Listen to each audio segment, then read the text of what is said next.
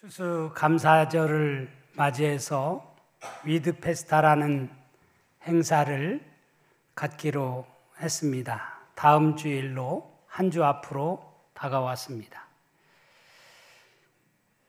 위드페스타라는 이름으로 이렇게 첫 번째 갖는 그런 행사입니다. 저는 이번 추수감사절이 정말 이웃과 함께하는 그런 축제의 장이 될 수 있기를 간절히 바랍니다. 이 행사를 기획하면서 정말 성공적인 행사가 되었으면 좋겠다라는 그런 바람을 가져봐요. 우리가 성공이라고 말할 때 우리는 세 가지 차원에서 성공을 해야 진짜 성공이라는 생각이 듭니다. 첫 번째로는 계획으로서의 성공입니다. 좋은 계획을 세워야만 그것이 성공할 수 있다고 생각이 들어요. 계획이 중요합니다. 그런 의미에서 이번 추수감사주일은 우리끼리만 나누는 축제가 아니고 정말 이웃과 함께 하나님께 감사제를 드리는 위드페스타, 정말 이 계획이 정말 너무나 멋진 계획으로서의 성공을 이루었다라고 믿고 싶습니다. 두 번째로는 아무리 좋은 계획을 세웠어도 그 계획을 이루는 과정 속에서 성공을 해야만 이 위드페스타가 성공적인 행사가 될 수 있다고 믿습니다. 우리는 이 위드페스타를 앞두고 초청할 사람들을 작정을 했습니다. 몇 주 전에. 그리고 또 지난 주일에는 비록 작은 교회지만 정말 건강하게 잘 성장하는 그런 교회, 우리 청주 광림교회 목사님을 모시고 우리가 지역사회와 어떻게 하면 함께하는 교회가 될 수 있을까라고 하는 것에 대해서 좋은 말씀을, 좋은 강의를 들었습니다. 그리고 오늘 이번 한 주 동안에는 우리가 특별 새벽 기도를 가지면서 정말 이 행사가 정말 성공적인 행사가 되기를 원하는 마음으로 우리가 특별 새벽 기도회를 갔습니다. 여러분, 그동안에는 새벽 기도에 나오지 못했던 여러분들이라 할지라도 이번 한 주 동안만은 좀 새벽 기도에 나와서 함께 이 행사가 하나님이 보시기에 기뻐할 만한 행사가 되어질 수 있도록 기도하는 일에 동참하는 우리 농촌의 모든 성도들이 되어질 수 있기를 간절히 바랍니다. 그런 과정으로서의 성공이 이루어져야 돼요. 그리고 세 번째 성공은 결과로서의 성공이지요. 다음 주일 이제 되어서 D-Day 날이 이제 되어서 정말 오늘도 이 예배 시간에 여러분들이 많이 나와서 이 자리에 거의 가득 찼지만 다음 주일에는 정말 이 예배에 가득 차고 또 넘쳐나는 그런 역사를 가져오는 그런 놀라운 역사가 나타날 수 있기를 간절히 바랍니다. 꼭 이 자리에 나오지 않더라도, 이 예배 시간에는 나오지 않더라도 우리 교회에서 마련한 먹거리 장터나 또 여러 가지 우리 물품들을 여러분들이 기부한 것들을 함께 나누는 그런 잔치에라도 우리 농촌교회 마당이라도 밟고 가는 우리 이웃들이 많아져서 농촌교회가 이곳에 꼭 필요로 하는 자리에 있구나라고 하는 것을 느끼고 언젠가는 하나님께로 돌아오는 역사가 나타날 수 있는 그런 위드페스타가 되어진다면 이번 위드페스타는 성공적인 그런 행사가 될 수 있지 않을까 생각이 들어요. 오늘은 마르틴 루터가 종교개혁을 일으킨 지 506주년이 되는 뜻깊은 주일입니다. 1517년 10월 31일 루터가 세속화되어 버린 로마 카톨릭에 대항해서 종교개혁을 일으켰습니다. 물론 루터 이전에도 종교개혁 운동이 없었던 것은 아닙니다. 하지만 우리가 종교개혁하면 루터를 떠올리는 이유는 그 전에 있었던 대부분의 종교개혁이 성공을 거두지 못했지만 루터에 이르러서 비로소 이 종교 개혁이 성공을 거두었기 때문에 우리는 종교 개혁하면 루터를 떠올리게 되는 것입니다. 로마 가톨릭은 1000년 이상 권좌에 앉아 있으면서 엄청난 타락의 길로 가고 있었습니다. 하지만 그들은 자신들이 잘못된 길로 가고 있다는 사실조차도 깨닫지를 못했어요. 면죄부를 팔면서도 그게 무슨 큰 잘못이냐라고 생각을 했습니다.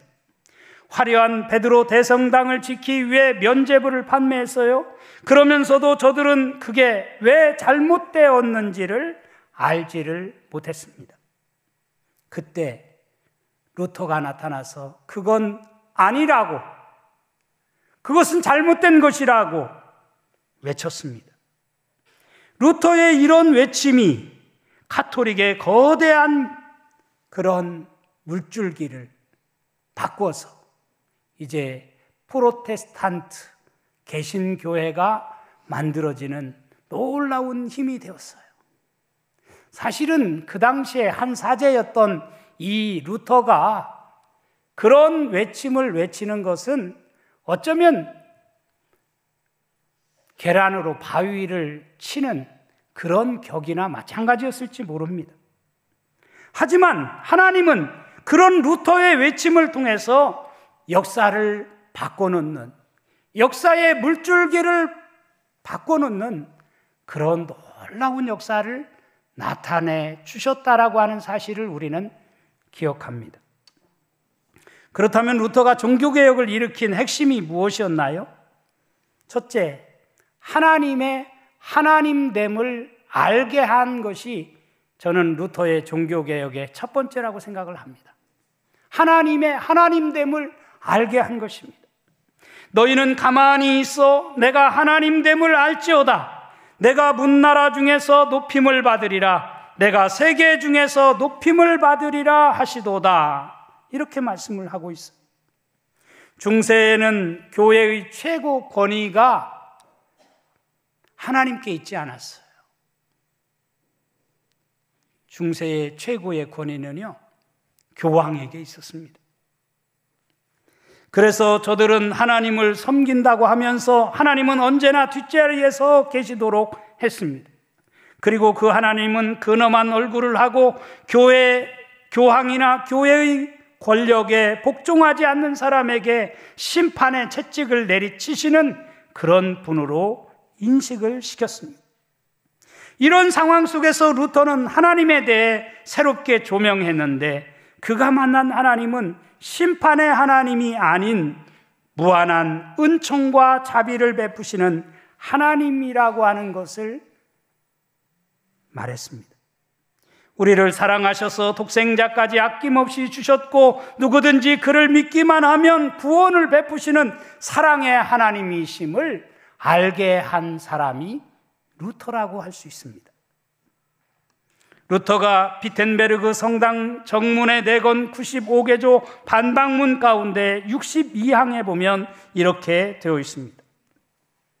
교회의 진정한 보안은 하나님의 영광과 은총이다. 교회의 진정한 보안은 하나님의 영광과 은총이다. 우리 인간은 하나님의 은총으로 사는 존재인데 교회가 지금까지 그 하나님의 은총이라는 보화를 발견하지 못했다는 겁니다. 하나님의 은총이라는 보화는 어쩌면 감춰두고 오히려 교회의 권위와 하나님의 심판이라는 도구를 사용해서 교인들을 압박하고 면죄부를 팔아 교권의 힘만 길러왔던 것이 당시 중세 교회의 모습이었어요. 루터는 이런 잘못된 신앙을 바로잡는 종교 개혁을 단행했던 것입니다. 그게 루터가 첫 번째로 내건 루터의 종교 개혁의 핵심 첫 번째입니다. 두 번째로는 루터의 종교 개혁은 성경이 우리 신앙생활의 중심이고 기초라고 하는 사실을 분명하게 말해준 것입니다. 사실 우리의 신앙에서 성경이 무시되고 경시되면 신앙의 근본이 제대로 설 수가 없습니다. 성경 없는 신앙은 상상조차 할 수 없어요. 루터에게 당시 사람들이 물었습니다. 당신은 어디에 기준을 두고 교황청과 교회의 권위에 대항하는 것이요? 그때 루터가 대답합니다. 성경이 나에게 그렇게 말하고 있습니다. 성경이 그렇게 말하고 있습니다. 오늘날에야 우리가 성경을 다 가지고 있고 성경을 읽기 때문에, 우리가 성경을 너무나 잘 알기 때문에, 또 성경책 한 권 안 가진 사람이 없기 때문에 이런 것이 당연한 것이고 그게 대단한 말이냐라고 생각할 수 있을지 모르지만, 그 당시에는 그렇지 않았습니다. 당시 교회는 자기들이 만든 교리나 교회의 권위를 앞세워서 성경을 무시하고 인간들 마음대로 교회를 움직이던 시대였습니다. 만일 루터의 종교 개혁이 없었다면 성경은 계속해서 사제들의 전유물에 불과했을 것입니다. 그런데 루터는 사제들의 전유물이었던 성경을 모든 평신들도 함께 성경을 읽을 수 있도록 라틴어로 된 성경을 독일어로 번역하는 놀라운 일을 행했습니다. 루터의 만인 사제직, 모든 사람이 다 사제라는 거예요. 여기서 예배를 집례하는 목사나 신부만 사제가 아니고 지금 예배하는 우리 모두가 다 사제라는 것입니다. 그게 만인 사제직이에요. 이것이 루터의 종교개혁이 성공하게 되어진 놀라운 힘이라고 할 수 있습니다. 세 번째로 루터의 종교개혁은 한마디로 이신칭의, 즉 믿음으로만 의롭게 된다고 하는, 오직 믿음으로 의롭게 된다고 하는 것을 루터는 주장을 했습니다. 중세시대 교회가 권위주의에 빠지고 물질적인 세속주의에 빠짐으로 생명력을 잃었어요. 생명력이 상실된 곳에는 항상 형식만 앙상하게 남습니다. 물질의 풍요로운 사회는 신앙생활에 유익이 되지 못합니다. 가난했을 때에는 순수하고 뜨거운 신앙을 가졌던 사람들이 물질적으로 넉넉해지고 풍요로워지면 신앙의 열심도 사라지고 열정도 식어지기 마련입니다. 오늘날 우리의 모습이 저는 그렇지 않은가 생각이 들어요. 중세 교회는 막강한 권력으로 인해 물질적으로 엄청난 부를 누렸습니다. 또 외적인 어떤 도전도 없었기 때문에 그들의 신앙은 나태해졌고 변질되었다라고 말할 수 있습니다. 어쩌면 당시 교회는 은과 금은 있었지만 정작 있어야 할 나사렛 예수 그리스도가 없는 교회라고 말할 수가 있죠. 예수 그리스도를 믿는 믿음으로 우리가 의롭게 되어지는데, 예수 그리스도가 빠진 교회, 예수 그리스도가 없는 교회, 그게 바로 중세 교회의 현실이었습니다. 너희는 그 은혜에 의하여 믿음으로 말미암아 구원을 받았으니 이것은 너희에게서 난 것이 아니요 하나님의 선물이라.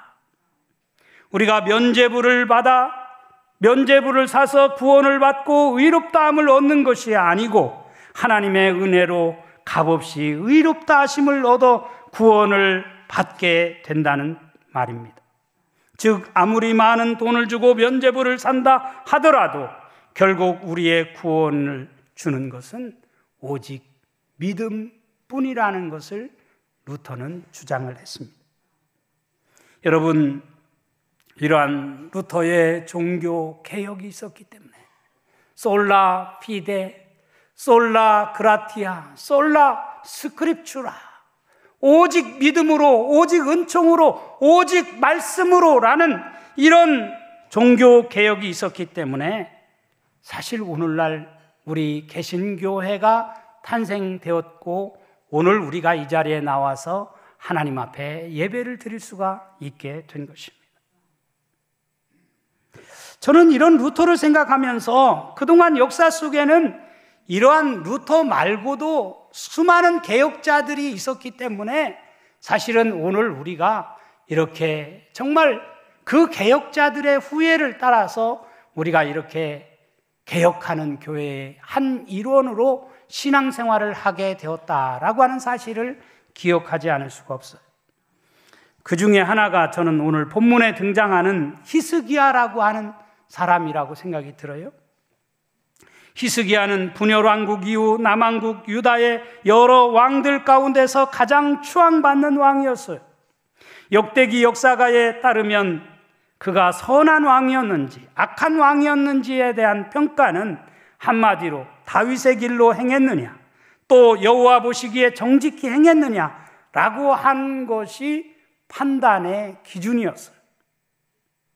이런 기준에 비추어 볼 때 히스기야는 그야말로 선한 왕, 정말 남왕국 유다에서 빼놓을 수 없는 그런 이름을 남긴 선한 왕이었다는 거예요.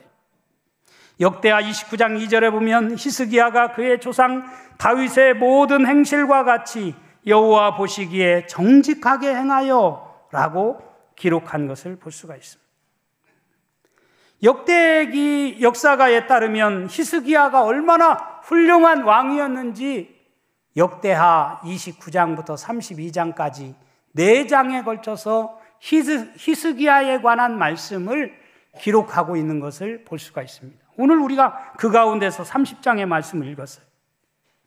사실 우리는 히스기야에 대해 겨우 아는 지식을 말하라고 하면 그가 죽을 병에 걸렸을 때 하나님께서 그를 15년간 연장시켜 준 것, 그거 하나밖에는 별로 기억하는 것이 없어요.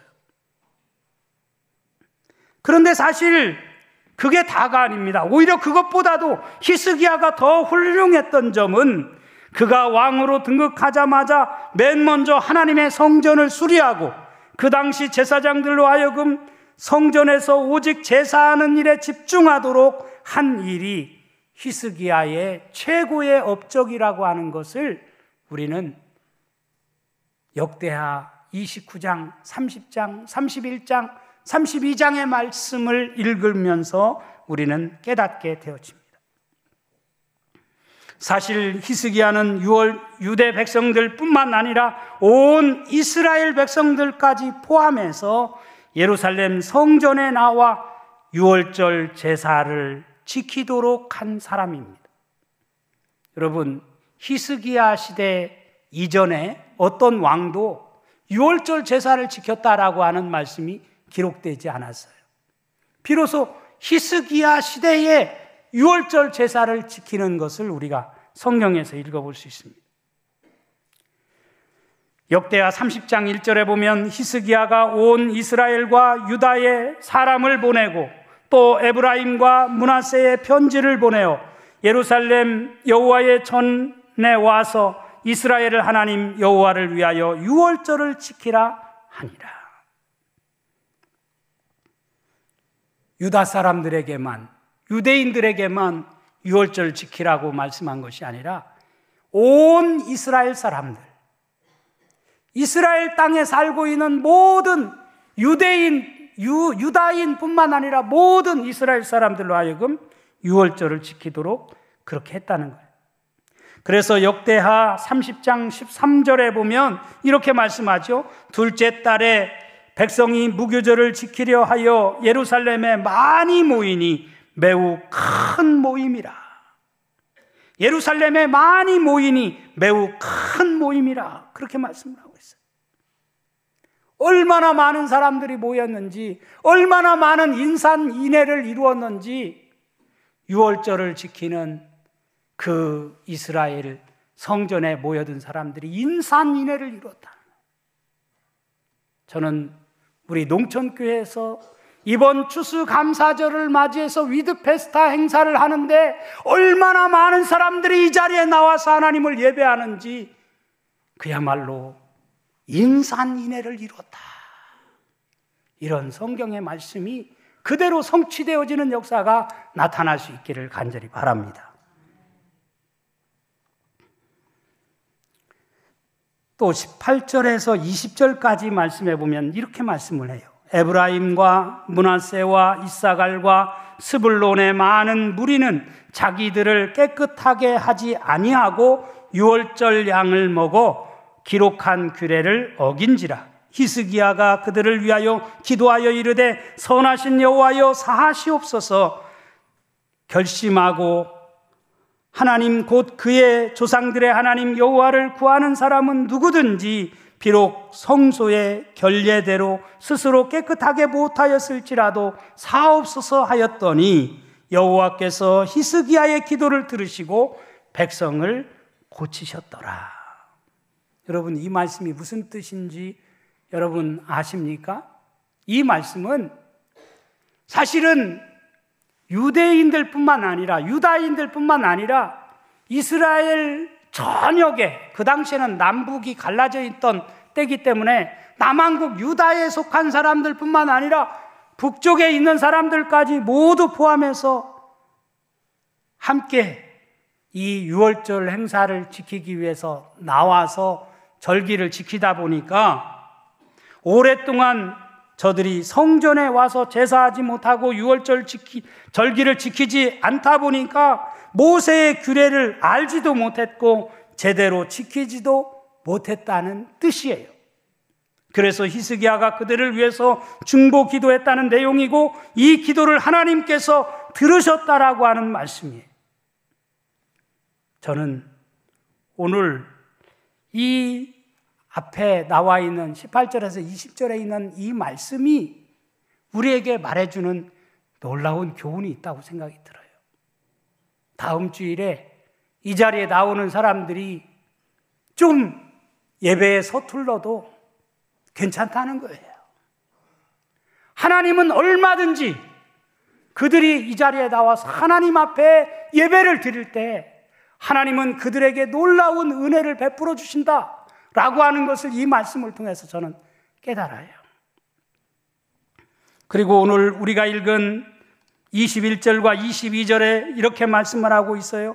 예루살렘에 모인 이스라엘 자손이 크게 즐거워하며 7일 동안 무교절을 지키고 레위 사람들과 제사장들은 날마다 여호와를 칭송하며 큰 소리 나는 악기를 울려 여호와를 찬양하였으며 히스기야는 여호와를 섬기는 일에 능숙한 모든 레위 사람들을 위로하였더라. 이와 같이 절기 7일 동안에 무리가 먹으며 화목제를 드리고 그의 조상들의 하나님 여호와께 감사하였더라. 유월절 절기를, 무교절 절기를 지키는 저들의 모습이 어떠했는가라고 하는 것을 잘 말해주는 말씀이라고 생각이 듭니다. 저는 여기 있는 이 본문의 말씀이 오늘 우리가 추수감사주의를 지키는 우리들의 모습이어야 한다라고 생각합니다. 그런 의미에서 우리 농천교회가 이번 추수감사절을 정말 히스기야가 온 이스라엘 백성들과 함께 지켰던 유월절 절기처럼 지키는 행사가 되었으면 좋겠어요. 그래서 이 자리에 나온 우리의 이웃들이 정말 하나님의 살아계심을 보고 기뻐하는 그런 놀라운 역사가 나타나는 그런 축제의 자리가 되어줄 수 있기를 간절히 바랍니다. 오늘 우리가 23절에 보면 무교절을 한 주 동안 지키고 그것으로 끝난 것이 아니고 또 한 주를 지키기로 저들이 결의했다라고 말씀을 하지요. 우리 23절 말씀 우리 다 같이 한번 읽도록 하겠습니다. 시작. 온 회중이 다시 7일을 지키기로 결의하고 이에 또 7일을 즐겁게 지켰더라. 아멘. 여러분, 이스라엘의 절기는 보통 일주일 동안, 7일 동안 절기를 지킵니다. 7일도 짧은 기간이 아니죠. 긴 기간이에요. 그런데 여러분, 7일 지킨 것으로 끝나지 않고 여러 곳에서 흩어졌던 그들이 예루살렘에 와서 절기를 지키는데 7일로 절기가 끝나지 않고 7일을 더 연장해서, 일주일을 더 연장해서 절기를 지켰다라고 하는 말씀이에요. 얼마나 절기를 지키는 기쁨이 컸으면 이랬을까라고 하는 것을 저는 생각을 해봤어요. 24절에 보면 또 이렇게 말씀하지요. 유다 왕 히스기야가 수송아지 1000마리와 양 7000마리를 회중에게 주었고, 방백들은 수송아지 1000마리와 양 10,000마리를 회중에게 주었으며, 자신들을 성결하게 한 제사장들도 많았더라. 이렇게 말씀을 하고 있어요. 일주일 동안 절기를 지키면서 바쳐진 예물이 다 동이 났어요. 그러니까 히스기야가 자신이 가지고 있는 소와 양을 백성들을 위해서 내놓습니다. 히스기야만 내놓은 게 아니라 방백들도, 그동안에 그 관리들도 자신들이 가지고 있는 소와 양을 또 바칩니다.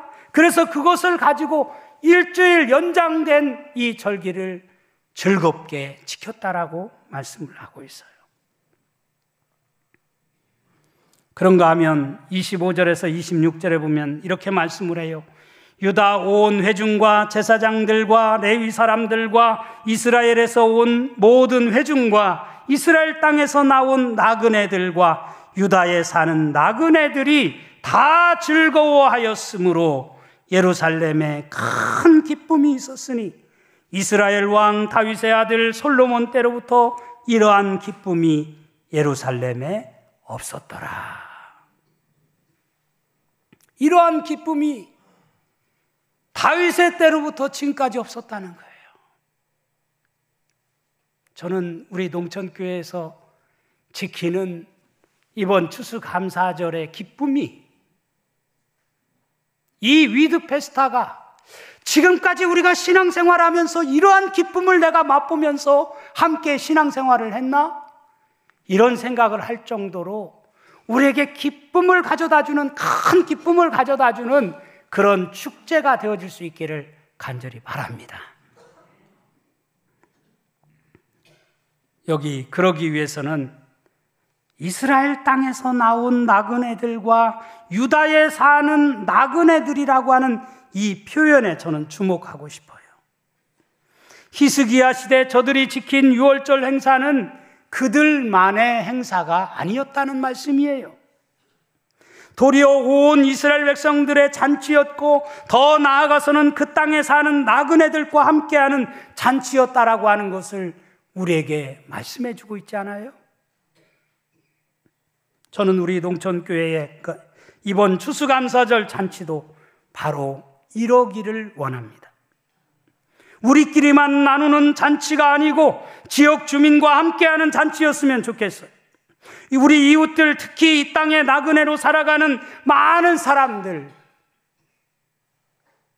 그들이 이 자리에 나와서 함께 기뻐하며 함께 춤을 추며 하나님의 살아계심을 목도하며 하나님께 영광을 돌리는 그런 축제가 되어진다고 한다면, 이 추수감사절은 히스기야 시대에 드려졌던 그 유월절 행사처럼 우리 안에 기쁨이 충만한 그런 행사가 될 수 있지 않을까, 그런 생각을 해봅니다.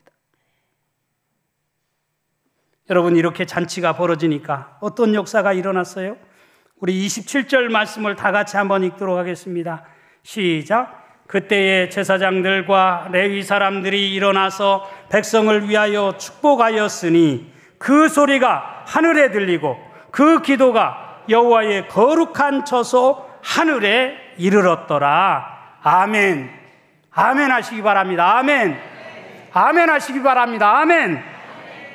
그때에 제사장들과 레위 사람들이 일어나서 백성을 위하여 축복했더니 그 소리가, 축복하는 소리가 하늘에 상달되었다는 거예요. 하늘에 들렸다는 거예요. 이 고동동의 이 조그만한 예배당 안에서만 그 소리가 맴도는 것이 아니라 그 소리가 하나님 앞에 상달됐다는 거예요.